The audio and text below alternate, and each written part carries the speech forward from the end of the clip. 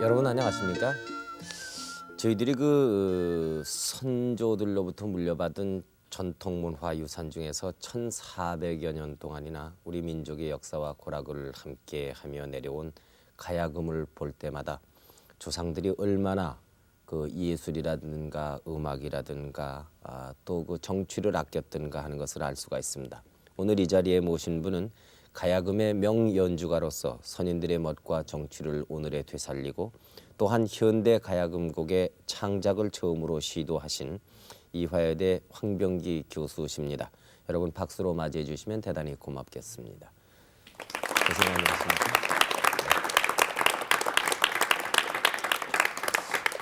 항상 바쁘게 지내시는 분으로 알고 있습니다. 새해를 맞이하신 소감이 어떠십니까? 뭐 아주 기쁘고요. 네. 또 뭐 약간 좀 슬프고 그렇습니다. 네. 어떤 면은 기쁘시고 또 어떤 면은 슬프시고 그러실까요? 뭐 여러 가지 면에서 그렇죠. 그렇습니까? 네. 지난해에는 국내에 안 계셨던 걸로 알고 있습니다. 네. 네, 어딜 다녀오셨는지요? 작년 1년간 하버드 대학에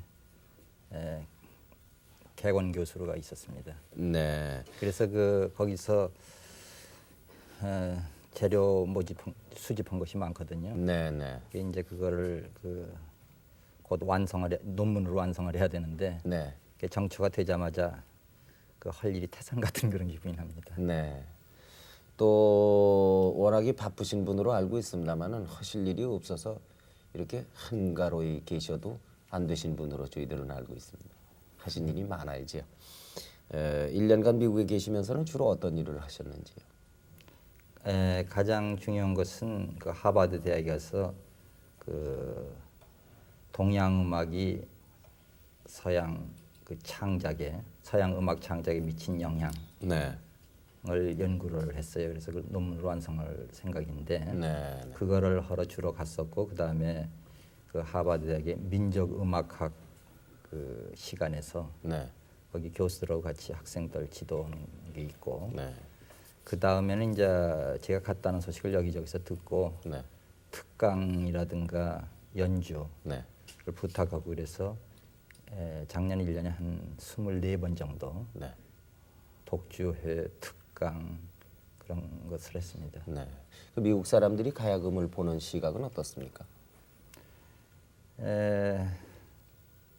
이제 대부분 사람들이 가야금이다 그러면은 무슨 일본이나 중국 악기의 중간치 정도 되지 않나 네. 그렇게 이제 짐작을 하고 있다가 네. 가야금 소리를 듣고서는 상당히 놀라죠. 왜 그러냐면은 일본 음악하고 중국 음악보다도 네. 그 사이보다도 한국 음악이 훨씬 더 다르고 네. 고유성이 있다는 데 대해서 놀라요. 왜 그러냐면 위치가 중국하고 일본 사이에 한국이 있지 않습니까? 네. 그러면서도 음악적으로는 상당히 다른 네. 그런 문화를 지녔다는 데 대해서 놀라죠. 네. 관심이 대단하군요. 네. 네. 주로 어떤 곡을 연주를 하셨습니까? 제가 해외 나가서 독주할 적에는 대개 전반부하고 후반부하고 나눠가지고 네. 전반부는 전통 음악을 연주하고 네. 더 정확하게 말씀드리면 가야금 산조 네. 연주하고 이제 후반부는 제 자신의 작품을 연주합니다. 네. 이번에도 그렇게 했죠. 네. 그 음악 평론가라든가 네. 그 동양 음악을 연구하는 사람들의 평은 어떻든가요? 제가 뉴욕의 그 카네기 홀에서 이번에 독주를 했었는데 네. 그 뉴욕 타임스에 평이 났어요. 네. 평이 났는데 물론 전통 음악에 대한 평도 좋았지만은 네. 제 자신의 작품에 대한 평이 더 많이 집중적으로 이렇게 났는데 네. 제가 국내에서도 그런 얘기를 들었습니다만은 제 자신의 작품을 그 동양적인 어떤 신비감이 서린 네. 수채화 같다. 하하. 그런 대체적인 그런 평을 주로 예. 받는 것 같습니다. 예. 네. 아주 호평을 받으셨군요. 글쎄요. 오늘 이 자리에 모셨으니까요. 저희들이 그 연주를 한 곡 부탁을 드리고 싶습니다. 네. 네. 어떤 곡을 해주실런지요? 치명무 중에서 시관관계상 그 뒷부분만 네. 연주하겠습니다. 네. 여러분 박수로 맞이해 주십시오.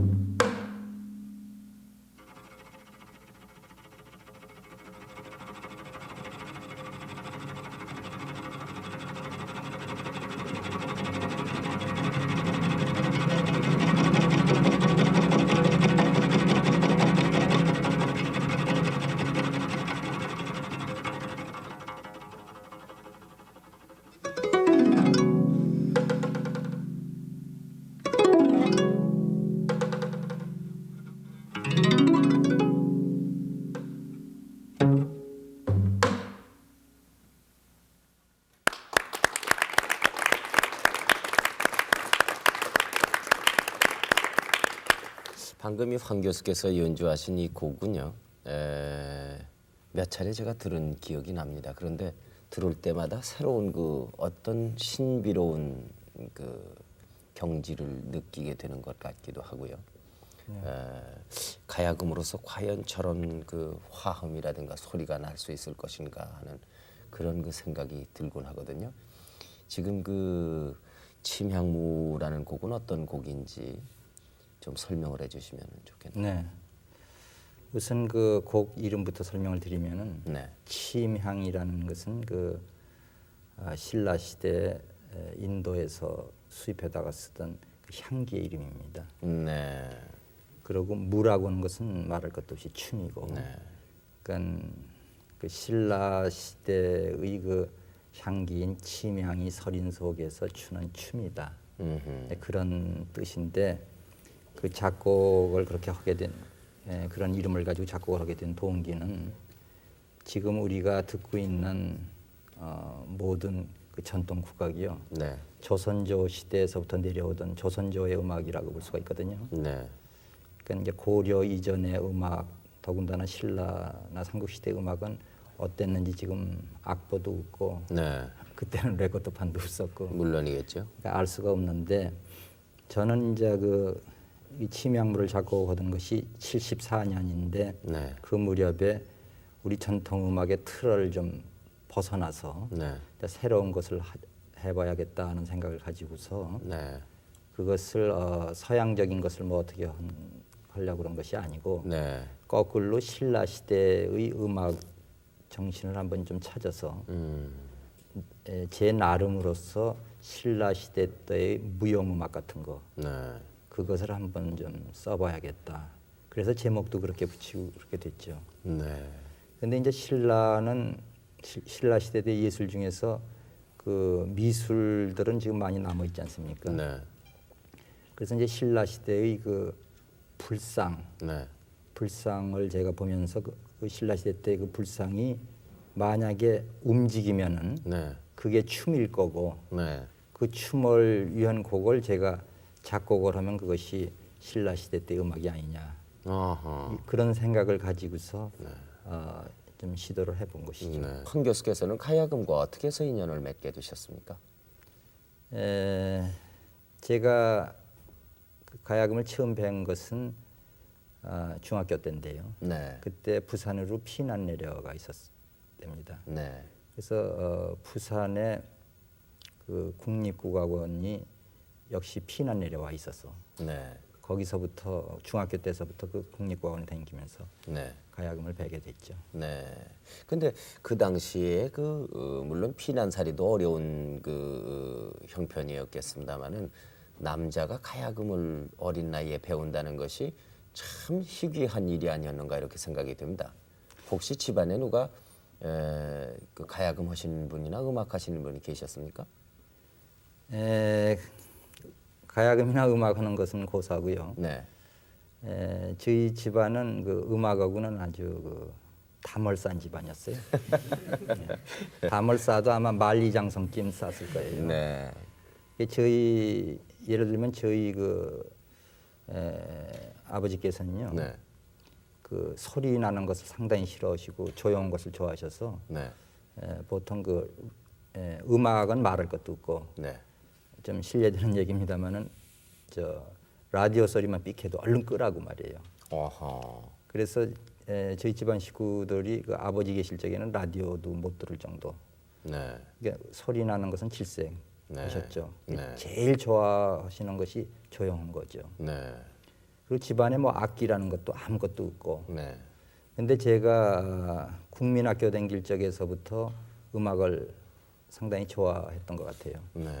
그래서 그 변성기 전에는 그 방송국에 나와서 독창자로 어허. 동요도 부르고 그랬어요. 네. 그 이제 중학교 그것조차도 아버님께서는 안 들으셨겠네요. 아버지 계신 데서는 노래 부를 수가 없죠. 아니요, 라디오에 아드님이 나와서 노래를 부른다 하는 것도 아마 안 들으셨던 것으로 알아요. 네. 그리고 뭐 꼭 그 음악뿐만이 아니라 네. 예술 계통을 별로 좋아하시지 않으신 것 같아요. 네. 일생에 영화 구경을 3번 가셨는데 네. 그 3번조차도 중간에 시시해서 나오셨다고 네. 그렇게 말씀을 하셨는데 네.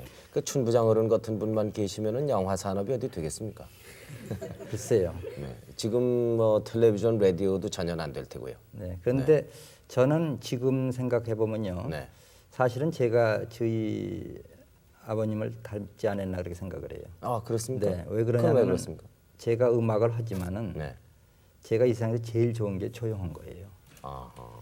조용한 거에 있어서 음악을 들을 때는 아예 듣고 나머지 시간 아주 조용하게 합니다. 네. 그런데 저희 아버지께서도 본질적으로는 그 예술 좋아하신 것 같은 것이 뭐냐면은 일생에 제가 한 서너 번 춤추는 거를 봤거든요. 저희 아버님께서 특별한 무슨 한감날이라든가 특별한 저희 누님 그 결혼식이라든가 그거 보면 예술을 상당히 좋아는 했는데 어떻게 보면 그 조용한 거를 좋아하는 것이 진짜 음악을 좋아하기 바로 전 단계가 아닌가. 저는 또 그렇게도 생각을 하여튼 합니다. 어찌됐건 집안에는 하는 분들이 없었고 제가 또 가야금을 그 당시 할 적에 제 친구들도 다 이상스럽게 물론 보고 그 당시에 이 가야금을 배우는 남학생이 있었습니까? 제가 알기로는 없었어요. 전국에서 저 하나라고 해도 과언이 아닐 지경이죠. 그랬을 것 같아요. 네. 근데 그때 제가 하필 왜 가야금을 배기 시작했냐면은 제가 이제 어렸을 때 음악을 물론 남자로서 연주하시는 분은 계셨지만은 그렇죠. 이제 학생 예전부터 그러나 이 학생으로 그러니까 일반 학생으로서 말이죠. 네. 배우는 사람은 참 별로 못 봤어요. 못 봤는데 제가 음악을 이제 좋아해 가지고 무슨 악기든지 하나 배워야겠다라는 마음을 항상 가지고 있었어요. 그때 이제 부산 피난 시절에 그때 나라에 그야말로 그 존립이 위태로울 정도로 국군이 막 후퇴하고 뭐 그럴 무렵이에요. 그래서 우리 문화가 말살될 직전 현상 같은 그런 기분이었었는데 나라가 아주 위기에 도달하니까 이상스럽게 우리 것이 하고 싶어지더라고요. 그래서 역으로 말이죠. 그래서 가야금을 해야겠다 생각으로서 가야금을 한 것이죠. 그 누구의 권유가 있어서도 아니고. 근데 집안에서는 굉장히 반대하셨죠. 근데 집안에서 반대한 것은 음악을 배우는 게 나쁘니까 반대한 게 아니라 그 공부하는데 지장이 있다고 말이죠. 학교 공부하는데. 근데 제가 막무가내고 그냥 뱄죠. 누구에게 처음에 배우셨습니까? 혼자 배울 수는 없었겠죠. 근데 혼자는 불가능하고 아까도 언뜻 말씀드렸습니다만 국립과원이 피난 내려와 있어서 그 국립과원에 다니면서 그 당시 국립국악원 가야금 악사이셨던 김영륜 선생한테 궁정음악을 처음에 배우고 그 다음에 나중에 가야금 산조의 인간문화재가 되셨던 김윤덕 선생이라고 그분한테 민속음악 즉 가야금 산조를 배우고 그랬습니다. 그토록 그 어린 나이에 그런 그 성숙한 생각을 하게 되기까지 옆에서 누구에게 그 어떤 감화라든가 아니면은 무슨 영향을 받은 분이 혹시 있지 않았을까 이런 생각도 듭니다만은. 제가 국악을 하게 된 그 직접적인 영향을 주신 분은 없지만은 제가 국민학교 다닐 적에 저희 그 외가로 아저씨 뻘리 되시는 분이 말하자면은 저희 집에 그 가정교사로 오셨었어요. 제가 국민학교 다닐 적에. 근데 그 가정교사 영향을 가장 많이 받은 것 같아요. 그래서 꼭 가야금을 배운다든가 음악을 하게 된 것뿐만이 아니라 모든 분야에서 그 영향을 받았는데 간단하게 말씀드리면은 제가 국민학교 저학년 쪽에는 얼마나 공부가 하기 싫고 공부를 못했든지 간에 낙제를 뭐 간신히 면하는 정도가 아니라요. 완전히 그 낙제해서 학교를 못 다닐 정도로 제가 공부를 못했습니다. 근데 그 당시 요즘은 어떤지 모르겠습니다. 그 당시는 그 국민학교에서는 낙제라는 것이 거의 제도상 없어요. 그러니까 올라가는 거지. 실력대로 평가하면 저는 학교 다닐 수가 없을 정도로 공부를 못하고 또 공부라는 건 절대로 안 하고 그런 말하자면 문제였었는데 그러니까 그 아저씨를 저희 집에서 아마 초청을 부른 모양이죠. 네. 그 아저씨가 이제 와서 제가 긴 얘기는 여기서 할 수가 없습니다만은 완전히 그 낙제생이 불과 한 학기 만에 말이죠. 네. 우등생이 됐어요. 그리고 제가 공부하는데 아주 미치다시피 이렇게 좋아할 정도로 만들어 버렸어요, 그 아저씨가. 근데 그 과정은 아주 얘기하기 들면 몇 시간 걸리죠. 네. 근데 상당히 그 위대했던 그 아동 교육가였다고 생각하는데 네. 제가 학교에서 그 연극에서 어떤 역할을 맡았는데 이게 사극이었어요. 네. 거기서 제가 원님을 맡았는데 네. 집에 와서 이제 그 아저씨한테 의논을 했더니 그러면은 사극을 한번 잘하는 사람들이 하는 것을 한번 보면 좋다고. 그러면 도움이 될 것이다. 네. 네. 그래가지고 지금 그 국도극장이요. 네. 거기서 창극으로 춘향전을 했었어요. 네. 그래서 그걸 같이 가서 그러니까 이것은 물론 그 피난 내려가기 전에 아주 6.25 국민학교 전 때죠. 얘기입니다. 네, 네, 네. 8.15 해방 직후죠. 네. 그래서 거기서 창극을 보는데 저는 너무나 재미가 없고 이해할 수도 없고 그래서 그냥 지겹게 정말 봤죠. 네. 봤는데 집에 왔는데 그 아저씨가 그걸 그렇게 탄복을 하더라고요. 좋다고. 그래서 혼자 입으로 흥얼거리고 흉내내다가 잘 안 되면 킬킬거리고 웃고. 네. 그래서 그걸 그렇게 좋아하시더라고요. 네. 그래서 제가 옆에서 무슨 생각을 가졌냐면은 저게 뭔가 굉장히 좋은 건 모양인데 내가 알질 못하겠구나. 나는 도무지 모르겠구나. 그래서 나는 언제 되면은 우리 아저씨처럼 저렇게 좋은 거를 알 수가 있을까? 그런 마음을 막연하게 가졌었죠. 네. 그 막연한 마음이 나중에 가야금을 택하게 된 간접적이지만 아주 근원적인 이유가 아니었었나 그렇게 생각을 합니다. 그 아무도 안 하는 가야금을 어느 정도 자기가 성취도를 이루었는지 또 이것을 해야 좋은 것인지 주위의 반대는 또 말할 것도 없고 그런 가운데서 이 계속할 수 있었던 것은 어떤 그 신념이라고 그럴까요? 어떤 영향을 받아서 그럴까요? 중도에 하기 싫어서 포기를 한다거나 그럴 생각은 없으셨던가요? 저는 이제 처음에 가야금 소리를 들었을 적에는 네. 가야금 소리를 들었을 적에 이제 물론 곡은 전혀 모르죠. 그렇지만은 그 소리 자체에 말하자면 그 매혹이 됐었어요. 네. 그래서 이건 내가 꼭 해봐야겠다. 그래서는 좋아서 했는데도 한 2년 정도 하니까요. 네. 실증이 나요. 네. 대개 취미로 뭐를 배우는 그 학생들이 뭐 조금 하다가 보면 실증이 나지 않습니까? 네. 저 역시 실증이 나가지고 더구나 주위에서 이제 반대도 하고 그러는 판인데 그래서 이건 이제 그만두어야겠다라고서 생각을 하다가 네. 가만히 생각하니까는 이 가야금이라는 악기가 천여 년을 두고 네. 우리 할머니 할아버지들이 쭉 계속해서 그 보존해 내려온 건데 내가 뭐 한 2년 정도 배가지고 실증이 날 정도의 그야말로 물건인 것 같지가 않아요. 뭔가 내가 이 진수를 안 다음에 그만두더라도 그만둬야겠다. 왜 그러냐면 그때는 제가 취미로 했으니까. 네. 그래서 아직은 이건 수박과 달릴 것이다. 거기서 그럼 뭔가를 좀 알아봐야겠다 하고선 그때는 하기 싫은 것을 참고 했죠. 네. 참고서 하다가 보니까는 점점 다시 좋아져요. 네. 좋아지고 이제 뭐 나중에는 뭐 국악 콩쿠르에도 나가서 상도 타고 어쩌고 하니까 또 이게 또 자극도 되고 그러다가 보니까는 그냥 국악인이 된 거죠. 네. 그런데도 또 하나 그 주의들이 납득할 수 없는 일 중에 하나는 그 음대를 가지 않고 말이죠. 법대를 가서 법학을 전공을 하셨다고 들었어요. 네. 그것 때만 해도 가야금을 전공으로 삼지 저는 이제 않은 거 아닌가 가야금을 이런 생각이 들어요. 대학 갈 때만 해도. 네. 이 가야금을 배울 적에 쭉 그냥 좋아서 네. 그야말로 뭐 나비가 꽃이 좋아서 쫓아가는 것처럼 그냥 순속이 좋아가지고 배웠지 이것이 내 전공이다 뭐 앞으로 내가 이걸 직업을 삼아야겠다 이런 의식이 전혀 없었죠. 네. 그래서 그 대학 갈 적에뿐만 아니라 대학을 졸업하고 나서도 10여 년간 네.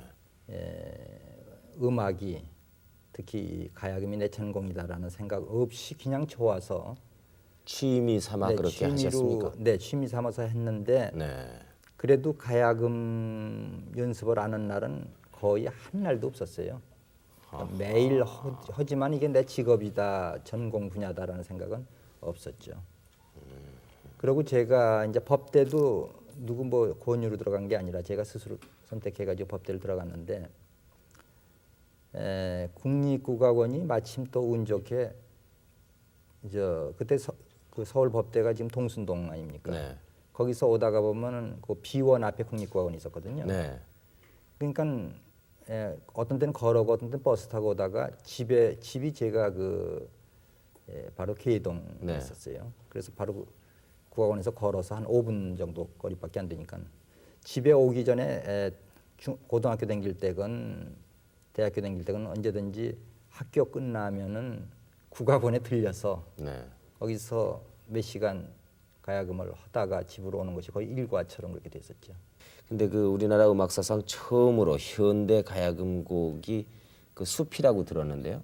그 네. 숲을 그 작곡을 하셨는데 그때 작곡을 하게 된 동기와 그 작곡을 하실 때 얘기를 좀 들려주시면 고맙겠습니다. 네.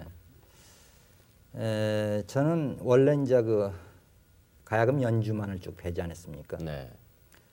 쭉 배다가 그러니까 연주만 쭉 해오다가 62년도에 가야금 곡을 쓴 게 아니라 전통적인 가곡을 썼어요. 네. 노래를 썼는데 그 노래가 완전히 이제 전통적인 그 수법으로 돼 있죠. 네. 그것이 뭐냐면은 국화협회사라고 하는 서정주 씨의 그 유명한 시 네. 그것을 우리 전통적인 어법으로 한번 노래를 만들어 봐야겠다. 네. 그런 생각을 가졌죠. 왜 그러냐면은 어떻게 해서 똑같은 예술 분야인데 문학에서는 새로운 현대시들이 많은데 또 그런 현대시 중에서도 서정주 씨 국가협회서처럼 아주 전통적인 사상에 뿌리 박으면서도 현대적인 네. 그런 시들이 많은데 음악은 그걸 왜 못할까? 네. 그래서 저는 작곡 선생이 없습니다만은 그냥 저 혼자 적어도 서정주 씨가 만들어놓은 그 시의 세계를 음악에서 추구해야겠다. 네. 그래서 그거를 처음부터 썼더니 주위 사람들이 많이 격려를 해줘요. 네. 선배들이 상당히 놀라기도 하면서 아주 좋다고 칭찬도 하고. 예를 들자면은 서울음대 그 당시 국악과장이셨던 이해구 박사라든가 네. 네.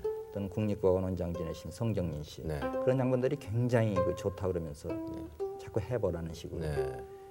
그래서 이제 두 번째도 또 가곡으로 박두진 씨의 청산도라고 하는 네. 것을 가지고 작곡을 하다가 네. 도중에 이거 가야금곡으로 돌렸으면 좋을 것 같다는 생각이 나요. 네. 그래서 청산도라고 하는 가곡을 이게 하나의 그 바탕이 돼가지고 숲이라고 하는 가야금 독주곡 조곡 형식으로 모음곡 형식으로 됐습니다만 그거를 쓰게 됐습니다. 네. 그래서 이제 아주 더 격려를 받고 그러니까 그 다음에 계속 가야금 독주곡들을 써왔죠. 네. 지금 나오는 그 곡이 바로 숲이라는 곡입니까? 지금 나오는 것은요. 네. 숲을 제가 쓴 다음에 네. 가을이라고 하는 곡을 썼어요. 네. 바로 네. 네. 그 가을이라는 곡입니다. 아하. 그러니까 뭐 20여 년 전 곡입니까 이게? 이것은 63, 4년경에 썼죠. 네. 지금 그 20여 년 전에 쓰신 곡을 이렇게 들으면은 어떤 기분이십니까? 참 저걸 어떻게 내가 했을까 하는 생각이 나요. 그렇습니까? 네. 네. 다시 하라면 못할 것 같죠, 물론. 미숙하다거나 좀 더 잘할 수 있었을 때 하는 생각보다도 저걸 어떻게 썼을까 하는 생각이 드십니까? 지금 같아서는 저런 곡은 못 쓰죠. 아, 왜 그렇습니까? 뭐 사람이 달라졌으니까 그렇겠죠. 용하게 썼다는 생각이 나요. 물론 곡에 대한 불만도 있지만 아하. 네. 네. 그때 처음으로 이렇게 가야금 곡을 쓰신 다음에 그 반응은 어떻게 오던가요? 이제 국내에서 이제 전통적인 국악인들 네. 중에서도 조금 새로운 것을 좀 우리 국악에서도 해야겠다라고 생각하시는 분들은 물론 굉장히 격려를 해주시고, 근데 그런 생각을 그냥 갖지 않고 옛날 곡만 연주하는 것으로 만족하시는 분들은 그냥 덤덤하고, 네. 그 다음에 그러니까 제가 조금 전에 들은 가을이라든가 또 최초의 그 숲이라든가 그런 곡이 그 외국에 좀 알려졌어요, 그 당시. 네, 네.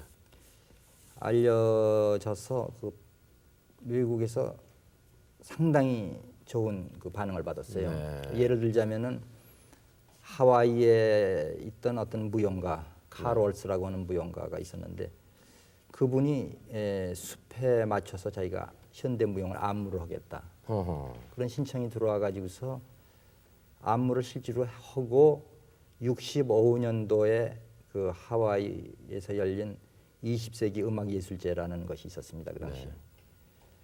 거기에 이제 초청 작곡가로 초청받아서 가게 됐죠. 네. 그러면서 제가 굉장한 그 자극을 받았어요. 네. 자극을 받아서 초청 받아서 가기 직전에 석류집이라는 곡도 하나 더 써가지고 네. 그래서 가서 연주하고 거기 제 곡에 대한 이제 그쪽 작곡 학도들 앞에서 해설도 하고 네. 그러면서 그 평이 괜찮았기 때문에 거기서 레코드판까지 출판이 됐습니다. 아하.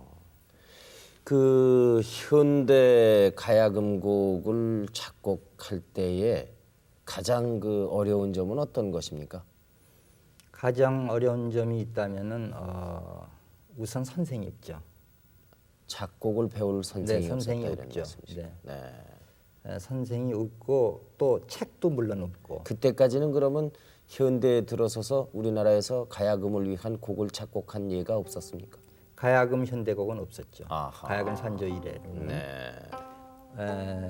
그래서 이걸 어떻게 작곡할 수 있는가 네. 하는 것을 좀 과장하자면은 창조를 해야 되는데 작곡 기법을 네. 그 창작할 수 있는 그 유일한 방법이라고 생각하는 것은 전통적인 국악 속에 내재된 네. 것이 어떤 책으로 되어 나와 있지도 않고 어떤 선생이 말씀해 주시진 않지만 네. 그 음악 속에 숨어 있는 법칙 네. 그걸 추출해내는 것이죠. 그걸 추출해내 가지고 그것을 자기 어법으로 삼되 네. 그 테두리 내에서만 쓰면은 새로운 것이 아니죠. 네. 또 그 장벽을 어느 정도 부시고 앞으로 더 나가야죠. 그러니까 여러 가지 그 어려운 노력이 따르죠. 그래서 그렇겠죠. 원칙적으로는 이건 불가능한 거 아니냐는 생각이 나죠. 네. 한 곡을 작곡하는데 얼마나 시간이 걸리시던가요? 물론 네. 곡에 따라서 그 차이가 곡에 따라서 있겠습니다만. 다른데 제 경우에는 제가 아주 과작입니다. 작품을 많이 쓰지 못해요. 많이 쓰지 못하는 이유는 뭐냐면은 이제 그야말로 능력 부족이라고 볼 수가 있는데 왜 능력 부족이냐면은 무엇을 내가 절실하게 표현해야겠다는 네. 것이 소리로서 어느 정도 이렇게 마음속에 이루어져야 되거든요. 그렇겠지요. 네. 근데 그렇게 해서 이건 꼭 표현하고 싶은 어떤 그것을 이제 뭐 좀 시적으로 표현하면 그걸 영감이라고 하는지 모르겠습니다만은 하여튼 내가 절실하게 나타내야겠다는 것을 마음속에 품기까지는 어떤 거는 상당히 여러 해도 걸리고 그래요. 한 곡을 쓰는데요. 네, 그 이제 구상이죠. 구상이 네. 그렇게 시간이 걸린다 이런. 그렇지만은 그 구상이 잘 되면은 네. 막상 이 펜을 들고 쓰는 시간은 대체적으로 한 2주일이면 씁니다. 그다음에 이제 2주일 정도 두어 주일 정도 그 대신 아주 집중하죠. 모든 일을 다 때려치고 거의 그 일만 네. 이제 그렇게 해서 어느 정도 이제 그 전체적인 게 되면은 그다음에 이제 조금 고치죠. 잔손질. 네. 그거는 뭐 경우에 따라서 다르죠. 어떤 전문성을 요구하는 예를 들자면은 문학이라든가 음악이라든가 그밖에 무슨 과학이라든가 이런 분야에서 연구라든가 창작에 몰두하는 분들은 특이한 버릇이 있다고 들었습니다. 근데 우리 황 교수께서는 작곡을 하실 때 무슨 특별한 그런 버릇은 없으십니까? 특별한 버릇은 없는 것 같고 네. 저한테 제일 중요한 것은 뭔가 그 정확하게 표현을 못하겠습니다만은 제 마음이 말이죠. 네. 뭔가 그 때가 묻어 있는 것 같아요. 음. 그래서 그 때가 묻어 가지고서는 뭐가 안 돼요. 창작이 안 되는 것 같아요. 그러니까 말하자면 우리가 어떤 두 개 물건을 접착할 적에 한 대다 붙일 적에 중간에 그 찌꺼기가 있으면은 그것이 깨끗이 잘 안 안 붙으니까 붙죠. 이제 네. 맨 처음에 이게 솔질부터 하지 네, 않습니까? 네, 네. 그거 비슷한 것으로 마음이 좀 깨끗했으면 좋은데 네. 마음에 이 그 때가 묻은 것 같아 가지고 영 창작을 못 하는 것 같은 그런 기분이 나요. 네. 그러면은 그 마음을 깨끗하게 하려고 하는 할 수 있는 것으로서 가장 중요한 것은 역시 대자연인 것 같아요. 아하. 그래서 자연을 접하고 네. 뭐 좀 소녀 같은 얘기입니다만은 뭐 밤 하늘에 별을 본다든가 또 시골을 가본다든가 네. 이래서 마음의 때를 벗기려고 아주 노력을 하죠. 그래서 마음이 좀 깨끗해져야 네. 무슨 좋은 구상이 되지 않나 그런 것이 있지요. 그래서 그렇게 네, 해가지고서는 그 순수한 마음에서 어떤 것이 이렇게 딱 예를 들자면 제가 비단길이라고 하는 곡을 네. 심양무 작곡한 다음에 썼는데 네. 그거 비단길 역시 신라 시대 때 그 무용 음악이라고 저는 생각하고 쓴 건데 네. 그때는 제 스스로 그렇게 취하다시피 해가지고 네. 저다에서는 거의 제가 신라 시대 때 사는 것 같은 기분이 닿고 아하. 그다음에 밤에는 신라 시대 때의 그 무용수들이 네. 춤추는 그 환각 같은 걸 봤어요. 네. 그걸 이렇게 보니까 이게 거짓말인 줄 물론 거짓말이죠. 네. 봤을 리가 없지만은 본 거나 그야말로 다름없는데 그걸 네. 보니까 뭐가 선율이 떠오르더라고요. 네. 그렇게 되려면은 현대인에서 살면서 그냥 상식적인 그런 기분에서 나오질 않죠. 그러니까 그럴 때를 베낀다는 게 텐데요. 뭐 그런 겁니다. 네. 그런 경지까지 몰입되는 것이 참 어렵겠는데요. 이 저희들로서는 불가능할 정도로 그렇게 느껴집니다. 이 작년에 그 공예를 하시는 분이 한 분 나왔어요. 근데 그 양은 옥을 가지고 공예를 하는 분인데요. 네. 그분이 그 용을 구상을 하는데 용이요. 네. 용을 본 사람이 없지 않습니까? 이게 대개 이제 전해 내려오는 그림이라든가 이런 걸 보고 이제 용이 저렇게 생겼다 이렇게 되는데 그 용을 하도 이 생각을 하다 보니까요. 넥타이라든가 네. 아니면은 허리띠를 보고도 막 저게 용이라고 자꾸 그래서 이 주위 사람들이 정신 이상자로 그렇게 이 취급을 해가지고요 병원에 데려가고 그런 적이 있었다고 그 토로하는 걸 들었습니다. 네, 네. 그러니까 마치 그런 비슷한 경지가 아닌가 이렇게 생각이 되는군요. 신라인이 되었다. 신라의 무용수들이 춤추는 걸 내 눈으로 보았다 하는 경지까지 가셔야 작곡이 그렇게 돼요. 근데 그것이 완전히 그 경지에 가면 미치겠죠. 아하. 네. 그래서 실제 저는 딴 예를 보시면 그 고호 같은 사람은 화가에 네. 그 사람도 완전히 미쳐가지고 정신병원에 입원도 그러지 않습니까? 네. 그러니까 미치기 전에서 딱 끝나야죠.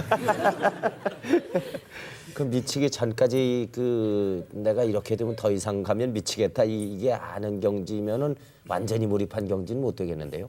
그래서 그런 것 같아요. 그러니까 완전히 미친 사람이면 더 좋을런지도 모르겠어요. 네. 하여튼 참 그 심오한 얘기를 지금 듣고 있습니다. 이 얘기 자체가 신비롭고요. 그런데 그 우리 황 교수께서 작곡하신 작품을 대체적으로 좀 슬픈 경향이 있다 이렇게 평하는 분들이 있던데 본인의 생각은 어떠십니까? 아니 게 아니라 뭐 슬프다는 말을 많이 들었어요. 네. 근데 저는 가야금 자체가 슬픈 것입니까? 음악 그 소리, 음률 자체가 아니면은 그것도 명랑하게 이렇게 현대 음악처럼 들 수 있는 악기입니까? 근데 저는 이것은 객관적인 얘기가 못 되는데 네. 제 그저 개인 얘기를 하자면 저는 그 슬픈 걸 아주 좋아해요. 그리고 또 하나는 아주 아름다운 거는 되게 슬픈 것 같아요. 그래서 네. 뭐 가야금이라는 악기뿐만이 아니라 네. 서양 음악에서도 그 좋은 음악을 들으면은 그 슬픔이 그 깔려 있는 것 같고, 근데 그 슬픔이 동시에 또 이게 환희가 아닌가. 네. 그 전에 뭐 KBS에서 그 이산 가족들이요. 네. 네. 네. 만날 적에 보면은 그것처럼 기쁜 일은 없을 텐데 네. 뭐 울지 않는 사람 거의 없던군요. 네. 그러니까 우는 그러니까 슬픔 정도에 도달해야 기쁨이라든가 아름다움도 그야말로 경지에 도달한 게 아니냐. 네. 그래서 어떤 걸 이렇게 보고 그냥 이쁘다. 네. 그러면 그냥 우리가 마네킹 보고 슬프다는 사람은 없죠. 이쁘다 그러지만은 진짜 잘된 예술품을 보면은 그것이 아무리 기쁨을 표현하는 거라도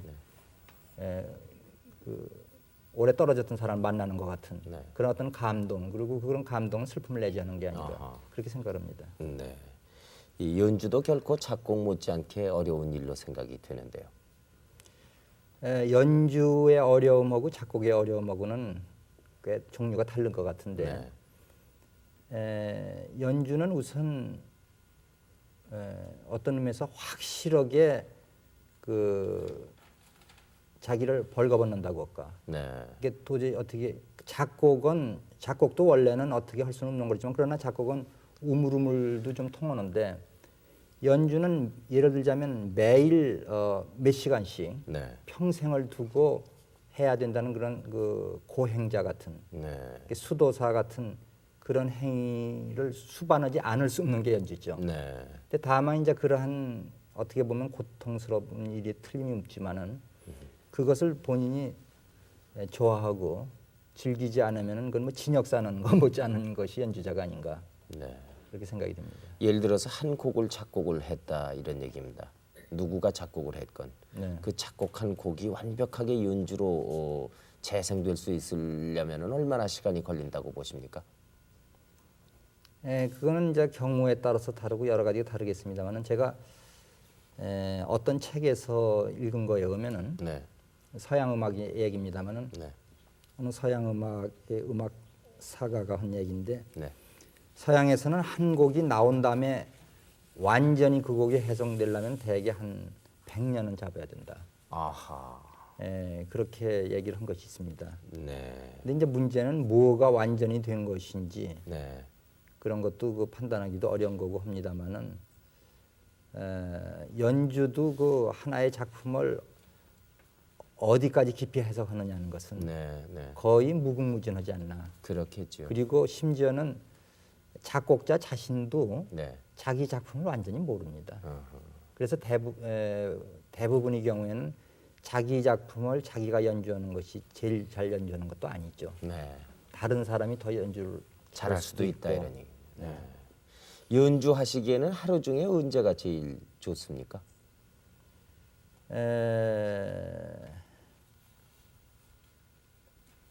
저희 경우에는 그것이 좋아서 그러는 것보다도 네. 저희 경우에는 대개 밤에 연습을 많이 합니다. 밤이라고 네. 하면 몇 시부터를 뭐 말씀하실까요? 어떤 때는 뭐 10시라든가 11시라든가 심지어 뭐 1시, 2시 넘어갈 수도 있죠. 그리고 저희 그 과거 가야금 산조 선생님 말씀을 들으면은 네. 그 선생님의 또 선생님이 계셨어요. 네. 그분은 연습을 어떻게 했냐면은 남이 다 잘 적에 네. 그러니까 한 예를 들어서 새벽 1시서부터 한 3시까지 한다든가 네. 남이 잘 적에 또 불까지 꺼놓고 네. 칠흑 속에서 네. 암실처럼 된 속에서 연습을 하셨다는 말도 듣고 그랬어요. 네. 요즘 이제 말하자면 그 음향에 쓰는 여러 가지 그 보조 재료가 좋은 게 많지 않습니까? 이 문을 완벽하게 닫는다든가 방음을 한다든가 네. 이렇게 되면은 한밤중에 굳이 안 하셔도 이렇게 조용한 가운데서 연주하실 수는 있겠는데요. 그렇죠. 그래도 밤이 낫습니까? 그것은 음악적인 이유가 아니라 정신적인 이유입니까? 제 생리적인 이유죠. 네. 저는 밤이 되면 정신이 잘 나요, 이상하게. 아하. 그리고 아침은 좀 늦잠 자는 성질이 그러니까 네. 아주 좋지 못한 거죠. 아닙니다. 그것이 예술을 위해서 좋은 길인지도 모르죠. 슬아의 자녀분은 저는 제가 외아들입니다. 네. 더군다나 제가 그 3대 독자예요. 네. 그래서 저는 어렸을 때서부터 나는 아들을 독자를 안 만들어야만 되는 사람이다라는 네. 교육을 쭉 받아와가지고 네. 아주 이렇게 세뇌가 돼가지고 네. 아들을 이제 둘을 낳는데 네. 둘을 낳다가 보니까 이제 딸은 중간에 또 끼어서 나오고 네. 그래가지고 딸 아들 네. 해서 넷을 무식하게 가지고 있습니다. 아닙니다, 아닙니다. 그렇게 말씀하시면 또 따님들이 들으시면 굉장히 서운하시겠네요. 근데 저 가야금 하는 자녀가 있습니까? 조금 한 애들은 있지만 전공하는 애는 없습니다. 그렇습니까? 네. 대를 이어서 그 자녀분 가운데 한 사람을 가야금 하게 전공으로 이렇게 가르치고 싶은 생각은 없으십니까? 자기네들이 하고 싶어서 하면은 네. 좋지만은 이렇게 권유하고 뭐 이렇게 더군다나 뭐 강제 비슷하게 그렇게 하고 싶으면 전혀 없어요. 아, 그렇군요. 저희 집 애들은 그 남자는 둘 다 아마 물리학을 하는 모양 같고 네. 딸은 또 이상스럽게 둘 다 그 대학에서 사학을 해요. 네. 네. 그렇군요. 이 자리에 그 젊은 그 학생들이 많이 나와서 황 교수께서 하시는 말씀을 들으셨습니다. 질문을 좀 받아보겠습니다. 누가 먼저 얘기할까요? 예. 네, 선생님의 좋은 말씀 잘 들었습니다. 제가 선생님께 질문 드리고 싶은 것은요. 요즘에 와서 전통 문화를 현대적으로 수용해야 된다는 이야기가 많이 오고 가고 있는데요. 그 작곡을 하시는 입장에서 전통을 고수하면서 이를 현대화시키는 그 올바른 방법이라고 그럴까요? 그거에 대해서 어떻게 생각하시는지. 네. 근데 그 말씀에는 우리가 조금 분명하게 해둘 필요가 있는 게 있어요. 뭐가 있냐면은 전통 음악을 현대화시킨다 네. 하면 잘못해서 오해돼 가지고 옛날 스타일 내려오는 것을 현대시키니까 네. 또 어떤 사람은 무슨 반문을 하느냐면 그러면은 서양에서는 전통 음악이라 그러면은 예를 들어서 베토벤 음악이다. 네. 그럼 베토벤 음악을 현대화시키느냐 말이에요. 네. 그건 말도 되지 않지 않냐 이제 그런 식이죠. 그러니까는 우리가 예전서부터 내려오던 것은 서양에서 베토벤 음악처럼 그건 그대로 되도록이면 순수하게 가고.